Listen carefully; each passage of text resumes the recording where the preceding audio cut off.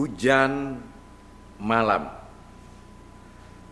Dari mana nenek itu malam-malam? Tidakkah ia kedinginan di saat hujan? Kainnya terendam banjir di sepanjang gang. Ia bilang, kalau enggak jualan, besoknya apa yang kumakan? Kan ada anakmu yang sudah jadi orang. Siapa bilang aku hidup sendirian setelah suamiku meninggal 17 tahun silam? Aku tak punya keturunan. Keluargaku lenyap disapu gelombang. Bencana tsunami, kata orang. Nenek mau kemana hujan-hujan malam-malam? Nenek mau kemana Hujan malam-malam? Safrudin Pernyata. Wah, sahabat Golagom TV, Safrudin Pernyata adalah sastrawan besar, sastrawan yang berdomisili di Samarinda, Kalimantan Timur. Satu kalimat puisi menurut Bapak. Ekspresi batin. Ekspresi batin. Ya. Kembali setelah yang lewat ini.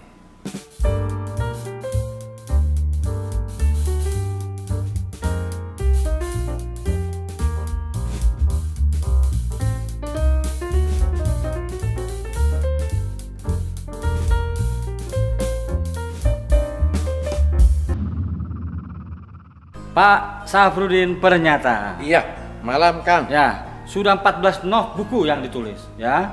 Iya. Apa saja itu jenisnya? Ada antologi cerita pendek itu yang Ya. terbaru, ada kalau saya tidak salah ingat 9 novel 9 novel. dan ada 3 buku motivasi. Motivasi. Ya. Siapa yang harus dimotivasi? Maksudnya buku motivasi jadi begini. Jadi saya ini kan sekolahnya sekolah di bidang pendidikan, kuliah di bidang pendidikan. Lalu saya kan tidak bisa, saya ingin melaksanakan perintah Allah, katanya orang yang baik itu orang yang bermanfaat buat banyak orang. Salah satunya kita menebarkan kebaikan. Tapi kan itu saya merasa saya bukan guru. Saya sudah tidak guru lagi, sudah tidak dosen lagi karena saya pindah ke dunia lain ya. Struktural ya? Struktural. Lalu saya menganggap jadi guru, jadi mubalik, jadi dai itu baik gitu ya, karena bisa menyebarkan kebaikan. Karena Bapak alumnus PGA ya? Ya, sekolah guru agama. Jadi ya saya pikir melalui tulisan lah. Nah, jadi Dakwah bil kolam. seperti itulah kira-kira. Ya, Dakwah ya. bil kolam ya.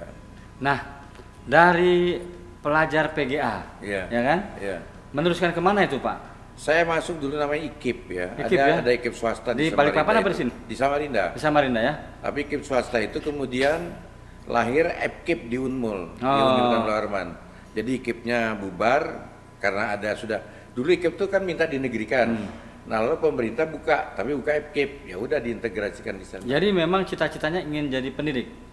Ingin jadi pendidik ya. Ya, pendidik ya. Jadi guru bahasa. Guru bahasa ya. Guru bahasa. Nah, tahun berapa pindah ke struktural? 2001. 2001.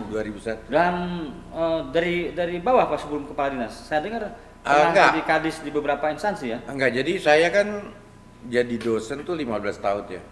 Dan golongan saya tuh kalau pegawai negeri sudah disebut golongan 4 lah. 4 ya.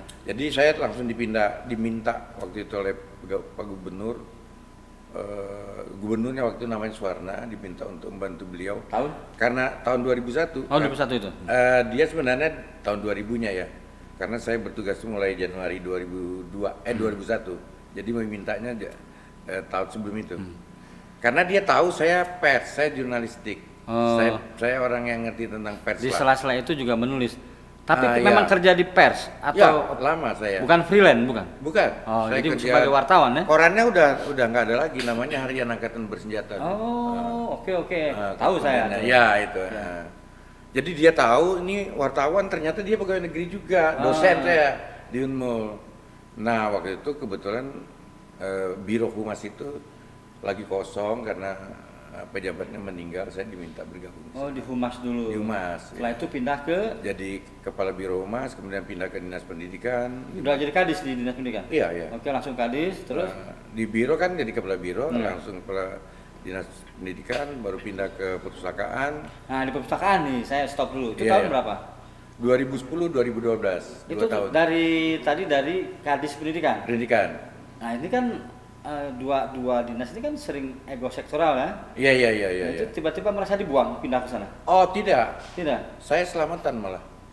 Karena selama itu juga menulis ya. Iya, menulis, Oh, iya. jadi merasa pas tuh dibuang ke sana. Merasa pas, Sorry, justru- bukan dibuang, apa istilahnya? Mutasi atau apa? Iya, dimutasi. Di rolling lah ya. Ya, tapi bisa saja orang menganggap dibuang karena Dinas Pendidikan itu kalau bicara anggarannya banyak Iya, anggarannya. itu maksud saya. Perpustakaan jadi kecil.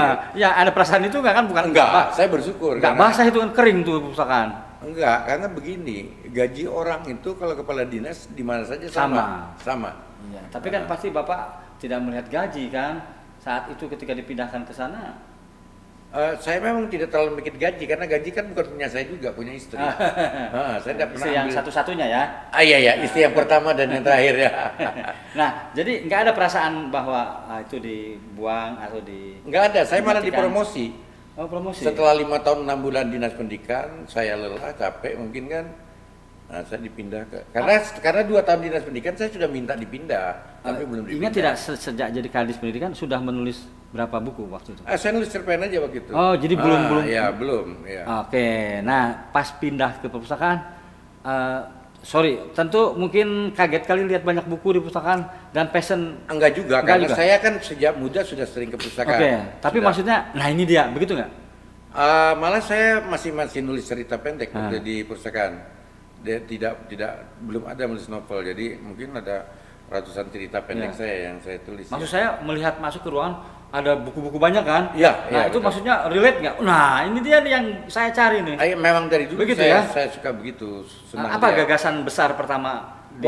Waktu itu saya tidak untuk kepentingan pribadi, tapi saya menganggap perpustakaan itu kan bagian dari cara yang strategis untuk meningkatkan mutu pendidikan, dan perpustakaan itu kan terbuka untuk semua orang. Kalau sekolah SMA ya untuk SMA, Ya. SMP untuk SMP. Tapi kalau perpustakaan mulai dari belum sekolah, pra sekolah sampai yang sudah pensiunan itu bisa di sana. Tapi ada nggak? Maksudnya kan pendidikan, perpustakaan kan ada overlapping gitu, ada merasa wah ini ada sistem yang Kebetulan saya tidak melihat itu. Oh. Saya melihat malah ini mitra yang strategis. Oh. Jadi sekolah punya perpustakaan sekolah, lalu perpustakaan punya SDM. Oke.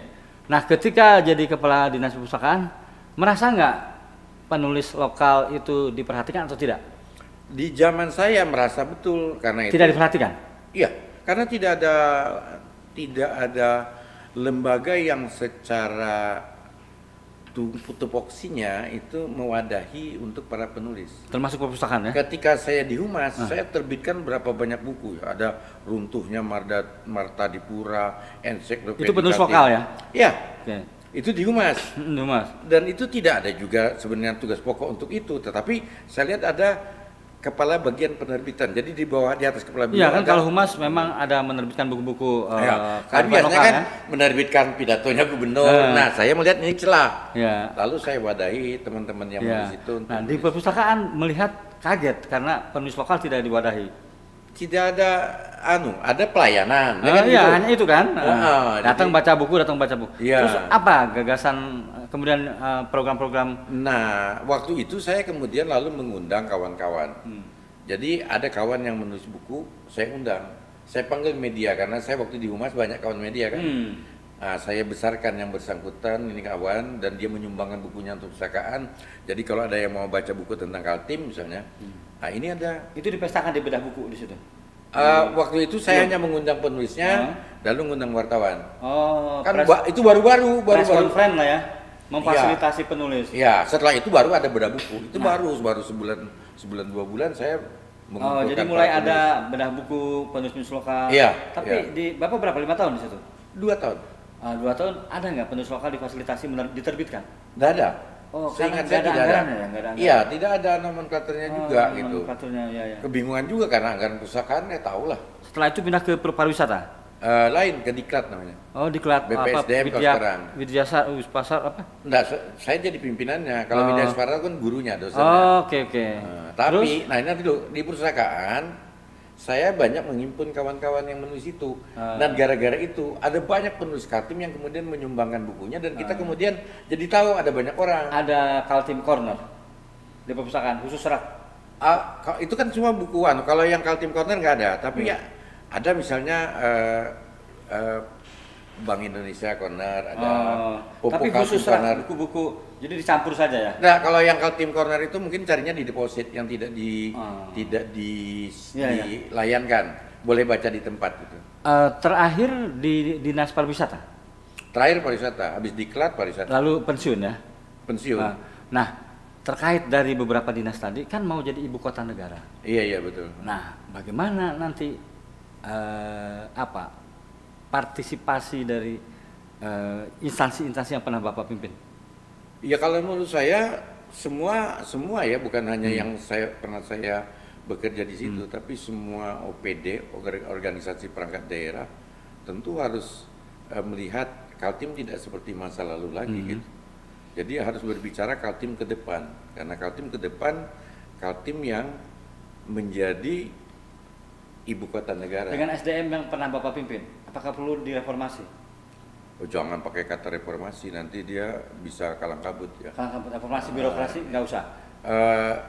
Dilakukan. Tapi maksud saya kualitasnya gitu loh Pak. Kan ya, Bapak, jadi kira-kira harus ditingkatkan, tapi ditingkatkan, tidak pakai reformasi lah. Oke. Iya, tapi pakai. Berarti peningkatan kapasitas mereka. Revitalisasi ya seperti itu mungkin ya. Iya. Di upgrade ya kapasitas. Harus ya, tanpa perlu membuang mereka ya. Tanpa ibu kota pun harus, karena sekarang kan perubahan yang jauh banget ya. Dunia kita kan dunia yang sudah jauh dari generasi kayak kita. Kemudian Mas Golagong ya, kemudian dengan generasi di bawah kita itu kan jauh banget. Kalau kita tidak melakukan penyesuaian, saya kira kita akan tertinggal dan kita menjadi orang-orang yang tidak terhiraukan. Contoh, anak-anak sekarang anak-anak yang sangat visual. Tontonan visual kan, main game visual semua gitu kan. Bahkan semakin bagus gambarnya, gerakannya dia semakin senang. Game zaman saya kan Digger tuh tenonen sudah enggak akan dipakal tuh Ratu Persia sudah dipakai kan. Jadi sangat visual banget. Buku pun begitu. Buku tidak sekedar buku. Jadi covernya, pilihan hurufnya, desainnya itu sudah harus menentukan. Apalagi kalau buku-buku cerita tidak ada salahnya kalau kemudian kaya dengan ilustrasi. Nah, sahabat Golagong TV, Pak Safrudin pernyataan ini kemudian pensiun ya tahun 2018. Betul tidak? Setelah itu Bapak banyak waktu luang untuk menulis? Saya menulis itu kalau novel ya. Saya mulai 2015. Oh itu. Ya, jadi sebelum pensiun ya? Ya, sudah menulis novel itu? Iya. Di katanya dengar hanya di handphone. Kalau waktu Aku Mencintai Musaniwan masih pakai laptop ya. Laptop. Nah, terus setelah pensiun baru pindah ke handphone. Enggak, jadi setelah saya nulis Aku Mencintai Musaniwan, saya nulis lagi kan. Namanya Nanang Tangguh. Galuh Intan. Ini sahabat Golagong TV, ini bisa jadi senjata pembunuh dan senjata yang produktif ya. Nah, Bapak mulai mengaktifkan ini secara produktif di tahun berapa? Ini bisa dilihat ya, tapi ini ada yang hilang. Saya ganti lagi HP kan. Jadi kalau kita lihat di sini misalnya, saya pernah lihat tulisan saya misalnya, kita lihat di sini ya. Nah, misalnya kan kita bisa lihat di sini tahunnya kan. Anak 4 Februari ini 2000, ini tahun 2000-an ini. Ya, ini 2000 berapa? Ini 2021. Kakek gaul. jadi nggak capek Pak? Ya enggak. Jadi kalau kita misalnya lihat kan, ini kan novel ini, novel yang masih sekarang tayang di Kaltim Post itu di sini dia dalam satu folder. Oh sekarang ada cerita bersambung di Kaltim Post? Di Kaltim Post ya tiap hari. Nah, itu. Tapi sebenarnya sudah jadi ditulis. Usia Bapak kan harusnya ada di masjid. Iya juga sih. Iya, tapi masjid itu kan tempat bersujud. Tempat bersujud itu kan muka bumi. Tidak. Maksudnya masih urusan duniawi aja nih. Menganggap begitu nggak menulis itu? Enggak lah. Enggak ya? Menulis itu kan perintah Allah. Jadi ketika dikatakan bacalah, itu secara tidak langsung kan tulislah. Sebab apa yang mau dibaca kalau nggak ada tulisan kan gitu. Buku-bukunya nih luar biasa nih. Ini rata-rata ketebalannya itu 340 Iya, halaman. 300 Ini halaman, Aku Bulan Kamu Senja. Ini butuh energi nih. Ya. Ini 332 Iya. ya. Ini luar biasa ini. Ini berapa halaman? Lelaki Kampung Air. Rata-rata Bapak menulis di atas 250 halaman ya? Ya karena saya rata-rata novel saya itu 40 bab. 40, 40 bab. Jadi setiap bab itu kalau pakai karakter ya, karena saya nulisnya di HP jadi melihatnya karakter. Kalau kita nulisnya di Word gitu kan wordnya, katanya. Nah, kalau di karakter itu antara 7.000 sampai 11.000. Satu bab. Jadi itu kira-kira antara 7 sampai 10 halaman kalau diketik. Ya, itu bagaimana Pak merancangnya dengan 40 bab itu? Apakah Bapak tanpa konsep, maksudnya mengalir aja ngetik, apa sudah ada outline? Jadi konsep secara garis besar ada di otak. Oke. Kalau dulu kan waktu belum itu saya tuliskan di ini. Tapi selalu saja waktu saya nulis pakai bagan atau konsep secara tertulis, selalu saja juga bisa berubah di tengah jalan. Nah begitu juga ketika ada di dalam otak itu bisa berubah di tengah jalan karena. Jadi gimana menulis di handphone ini on the spot aja langsung? Ya di mana saja. Jadi kerangkanya itu ada di sini. Ada di sini. Jadi bab 1 selesai di mana langsung terus bab 2 kayak gitu. Bab 2 ya. Nggak takut kesana kemari? Kalau kesana kemarinya enggak, cuman yang sering salah itu nama. Nah gimana waktu di pertama Hasan kan, tiba-tiba bab di 7 kan namanya Ahmad. Orang tanya, Pak ini Ahmad yang mana lagi? Langsung, saya korek, oh iya Hasan. Langsung sunting? Iya sunting, karena kan saya nulisnya kan tidak untuk kepentingan nulis yang serius. Semua yang saya tulis cerita itu kan di dalam Facebook. Jadi kalau ada yang meralat, saya suka malah, berarti dia baca. Jadi saya kalau habis nulis, saya posting aja.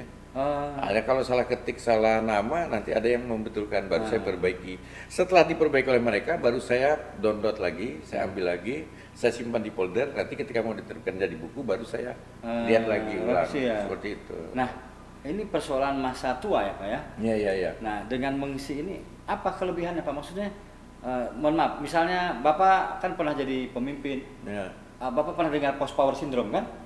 Iya. Nah, apakah ini salah satu cara mengatasi ini? Itu Bapak mengalami nggak ketika pensiun tiba-tiba, waduh kehilangan banyak? Pensiun itu idaman saya. Jadi ketika saya umur 50 tahun, saya sudah mengajukan diri untuk pensiun kepada pimpinan, tapi nggak disetujui.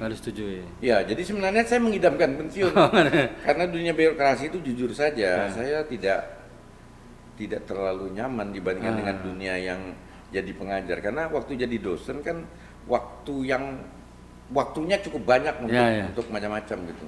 Kalau di birokrasi, waktu kita kan repot ya. Dan sekarang menikmati? Oh sangat. Tapi jadi dosen nggak? Enggak, jadi saya hanya dipanggil sekali-sekali mengisi ceramah tentang kebangsaan, tentang kewirausahaan. Nah sekarang tiba-tiba di GPMB. Bagaimana ceritanya? Iya karena teman-teman. Jadi sahabat Golagong, GPMB itu adalah Gerakan Pemasyarakatan Minat Baca Mitra dari Dinas Perpustakaan dan Kearsipan Provinsi Kalimantan Timur. Dan itu ada di seluruh Indonesia ya Pak ya? Nah, gimana Pak cerita bisa? Saya memang sudah lama. Kan pensiun katanya menikmati, tapi kok malah jadi ketua? Jadi GPMB itu kan sudah ada lama dan di Kaltim sudah ada 2 pengurus sebelumnya. Ketika pengurus yang kedua itu sudah berakhir masa jabatannya, ada beberapa kawan yang menghubungi saya untuk bersedia menjadi pengurus, menjadi ketua. Saya katakan saya mau. Awalnya saya tidak mau, tapi karena mendekati hari pelaksanaan musyawarah itu untuk memilih pengurus, mereka masih banyak mengharapkan saya bilang begini, kalau ternyata tidak ada lagi yang mau menjadi ketua, ya saya siap saja. Karena bagi saya GPMB itu kan organisasi yang tidak membuat saya harus terpenjara ya. Itu kan bebas, tidak terafiliasi politik, tidak harus punya duit. Menurut saya kan tidak. Terutama ketemu cewek-cewek cantik Pak. Bisa juga karena tapi pengurus GPMB banyak ibu-ibu guru, bagian literasi yang rata-rata dan banyak ketemu murid-murid ya mahasiswa. Kalau itu. Tapi biasanya itu kalau ketemu dengan penulis idola kayak Golagong, itu yang datang kan yang masih belia-belia gitu. Kalau saya datang kan emak-emak, kan tulisan saya itu tulisan untuk mereka yang umur 30 ke atas gitu. Nah, Sahabat Golagong, ini saya sekarang meminjam itu Samarinda Design Hub. Jadi ini ruang studio podcast dari Pak Safrudin Pernyata. Bukan, punya SDA. Oh, punya gini. Nanti dikira aku Bapak hostnya lah, hostnya. Iya, hostnya. Nah, jadi saya ada di Kalimantan Timur, di Samarinda Kalimantan Timur berkat undangan beliau untuk mengikuti library tour. Iya. Gerakan Pemasyarakatan Minat Baca dan Dinas Perpustakaan Kearsipan Provinsi Kalimantan Timur itu. Nah, tiba-tiba ada gagasan untuk menyelenggarakan library tour itu bagaimana, Pak? Waktu itu saya diminta untuk menjadi semacam juri pada lomba antar perpustakaan Kaltim. Jadi memang di pemerintah provinsi itu sudah lama ada begitu. Saya akhirnya bersedia dan saya melihat ini yang menang senang, tapi yang kalah jangan-jangan ada perasaan, wah itu yang menang kena apa sih? Jangan-jangan kita memang sengaja dikalahkan. Nah, saya pikir ini kawan-kawan perpustakaan kabupaten kota perlulah saling mengunjungi, dari situ mereka belajar. Orang itu Mas Agung tidak senang kan kalau diajarin, anak murid aja nggak senang, kamu harus gini, tidak senang. Tapi dibawa aja dia, begitu dibawa dia akan lihat, gile, koleksi buku digitalnya ribuan, kita baru ratusan, kan gitu. Tempat pelayanannya keren, kita. Nah, itu studi banding lah ini ya. Bahasa dulu studi banding atau benchmark gitu ya. Benchmark ya. Tapi saya supaya kelihatan pans namanya wisata pustaka. Gitu. Oleh Pak Taufik, sekarang saya disebut library tourism. Jadi keren ini. Jadi sahabat literasi ini keren nih. Jadi antar perpustakaan tuh saling mengunjungi dengan menonton kegiatan atau terlibat di kegiatan. Nah, saya sebagai Duta Baca Indonesia diundang untuk meramaikan lah begitu. Tapi potensi-potensi lokalnya tetap bukan untuk meramaikan, untuk memberi motivasi, untuk mengedukasi. Ya, intinya begitu lah. Atau karena honornya tidak ada itu jadi dianggap meramaikan aja ya. Nah, oke, jadi optimis nih gerakan literasi di Kalimantan Timur dengan library tour ini. Iya, saya kira banyak kawan yang kemudian tahu lah kan kelemahan dan kekuatan masing-masing. Yang kekuatan sih dia diteruskan. Kalian mengunjungi itu ya, jadi tahu ya. Jadi kemudian diperbaiki untuk ke depan. Dan itu tidak usah dikatakan. Saya pun tidak harus mengatakan ini loh kelemahan kamu. Iya. Mereka lihat sendiri. Tapi kalau dievaluasi yang mana nih Pak, dari 4 kabupaten kan kita ya? Iya. Yang mana kira-kira yang menurut Bapak paling menonjol? Saya tidak suka menilai gitu. Mas Gong kan ikut juga terlibat itu kan, lihat sendiri. Saya host nggak boleh menilai. Nah, makanya biarlah masing-masing. Tapi intinya optimis ya IKN ini dengan library tour ini SDM mereka. Saya kira dengan cara seperti itu terbuka juga, peluang itu ya juga untuk jawaban kan. Jawaban kan. Misalnya anak-anak dimotivasi oleh Mas Golagong, gimana nih ternyata kan banyak banget yang harus diceritakan keluar tentang Kaltim. Dan apa saja yang bicara tentang Kaltim sekarang itu viewernya, pembacanya, penontonnya itu banyak gitu. Saya udah lihat tuh, ada yang nulis tentang IKN saja, YouTube itu banyak yang mau tahu. Jadi kalau nulis tentang Samarinda banyak, jadi banyak ngulik sekarang. Sekarang istri yang satu-satunya. Oh iya, kenapa dia? Menikah kapan Pak? Tahun 85. 85. Terus langsung punya anak? Anak itu Ramadan itu 87. 87 ya? 87 jadi 2 tahun. Terus berapa anak? 4, 5? 5. Cucu? Cucu 2. Cucu 2 dari yang pertama. Dari pertama dan kedua ya. Mohon maaf, ada dari keempat anak ini 5 ya? Ya. Ada yang sesuai dengan masih gini. Ini dia yang saya inginkan gitu. Atau saya kebetulan tidak pernah punya keinginan lain kecuali anak itu saya bilang kamu cerdas, kemudian soleh. Oke lah, kita breakdown aja. Nomor 1 dia jadi apa? Dia dosen ya. Yang kedua dia menjadi manajemen usaha rekreasi Taman Salma Sopa. Oke. 3 desainer interior. 4 dia desainer interior tapi mandiri ya, dia tidak ikut kerja di tempat orang, dia punya usaha sendiri. Yang keempat kuliah. Yang kelima kuliah di pariwisata. Yang kelima SMA. Oke.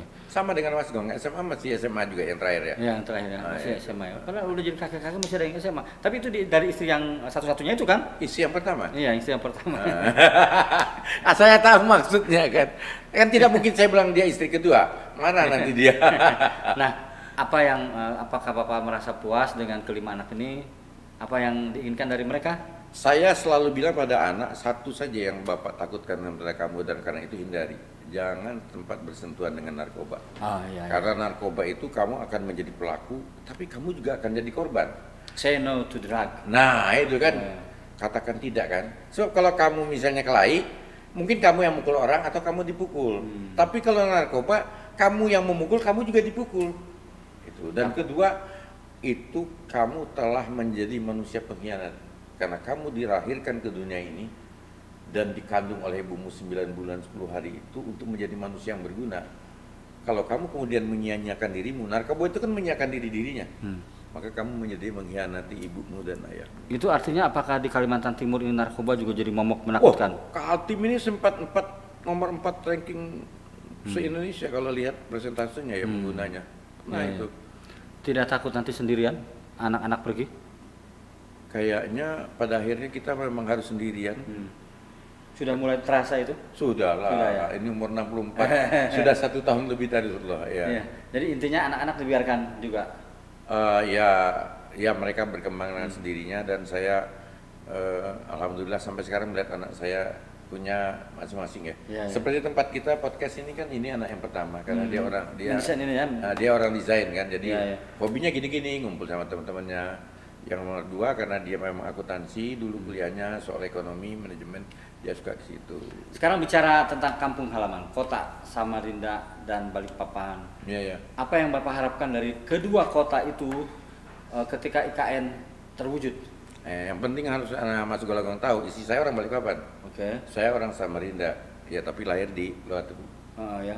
Tapi besar di sini. Ya, tahun 58. Di Luar Tebu itu hanya numpang lahir, jadi ketika akan lahir dibawa ke tempat nenek saya, biasa kan orang tua gitu. Habis lahir sekian bulan dibawa lagi ke sini. Bagi saya Samarinda itu kota cantik dan Balikpapan pun kota cantik. Balikpapan itu dilukiskan sebagai Hong Kong di waktu malam, kalau malam ya. Jadi kalau orang berada di laut Balikpapan itu kan teluk sebenarnya. Dan kita lihat waktu itu Balikpapan di masa lalu itu kan kota cantik. Karena kota-kota lain di Indonesia belum terang benderang, Balikpapan sudah. Kenapa terang benderang? Karena dia sejak zaman Belanda sudah dieksploitasi. Tapi kalau kan kita bisa melihat tuh, tapi ini di mana kami bisa melihat itu harus naik kapal kan? Iya. Kalau di Hongkong kan tidak, dia bisa melihat. Iya, makanya harus naik kapal. Waktu naik Pare-Pare kenapa ke Samarinda? Harusnya ke Balikpapan. Nah, maksud saya bagaimana terbayang nggak bagaimana agar masyarakat bisa menikmati itu? Saya dulu sempat menggagas memberitahu kawan-kawan waktu saya di pariwisata supaya ada kapal yang berlayar itu ya? untuk Balikpapan. Tapi sekarang kalau Mas Golagong mau menikmati itu justru bukan di Balikpapan. Di mana? Sama dengan kalau melihat Samarinda jangan di Samarinda, ke seberang. Ya, di seberang ada rumah makan. Nah di Balikpapan lihatnya dari PPU. Di PPU di sana ada tempat wisata namanya Penajam Pasir Pantai Istana Amal, Astana Amal. Wah keren. Itu bisa lihat Pantai Amal Istana, saya lupa namanya. Bisa lihat persis berhadapan dengan kota Balikpapan. Balikpapan kan teluk begini. Jadi ini Balikpapan dia di sini. Nah, apa yang harus yang misalnya ada kekurangan kan nanti IKN, menurut Bapak apa yang harus tambah perbaiki? Jadi justru di situ saya lihat pemerintah kota Balikpapan terutama ya dan Penajam harus melihat peluang itu. Kenapa? Ada ratusan ribu orang yang akan datang dalam tanda petik hijrah ke sini ya? Ya, itu pegawai loh ya, pegawai kementerian. Dan setiap kementerian kan punya relasi dengan berbagai pihak. Entah kedutaan, entah orang asing, entah macam-macam lah. Kedutaan nanti pindah ke sini kan? Pindah nggak kedutaan ke sini? Nanti tanya Pak Jokowi, Presiden dia itu kalau itu. Tapi kan kita bayangkan itu kalau terjadi kan. Ketika orang banyak, tidak mungkin mereka libur hari Jumat langsung pulang ke Jakarta. Berapa duit? Pegawai negeri saya pernah jadi pegawai ya kan ya. Jadi tahu Jumat, Sabtu, Minggu. Nah, dia harus cari, tentu dia mencari. Nah iya maksud saya itu gimana? Punya gagasan nggak? Iya sekarang kan sudah tumbuh luar biasa. Misalnya kalau Anda lihat yang di Penajam itu lapangan terbuka kayak Ancol. Dia udah bikin sebesar itu. Ya mungkin lebih besar Ancol lah ya. Tapi dia bikin begitu, macam-macam. Ada kulinernya di sana, ada tempat permainannya, ada villanya. Sudah di mana di Penajam. Balikpapan pun begitu. Di Balikpapan ada namanya sepanjang pantainya itu sekarang sampai ke Kutai Kartanegara, Samboja. Itu berdiri yang namanya pakai nama beach gitu ya. Ada Coconut Beach, ada Sunrise Beach, macam-macam. Sudah mulai itu ya? Udah tidur dengan fasilitas bintang. Sudah mulai itu ya? Sudah ada. Ya. Sudah ada. Jadi Kaltim harus siap dengan tempat-tempat penamaan tapi asing. Itu juga sebenarnya saya kurang suka. Karena jujur, saya punya nama Taman Salma Sofa. Kan Arab itu. Mana? Nama Arab itu? Enggak. Oh Salma, enggak juga. Enggak. Salma itu kan Sanskerta apa Arab ya? apa namanya? Nama Salma itu kan? Salma dari kata sin lam mim.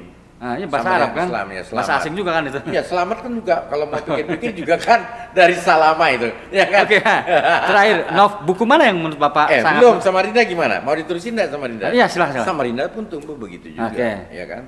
Saya Mas Golagong tidak sempat di sini. Ketika saya di pariwisata 2017, saya kembangkan namanya wisata susur Sungai Mahakam.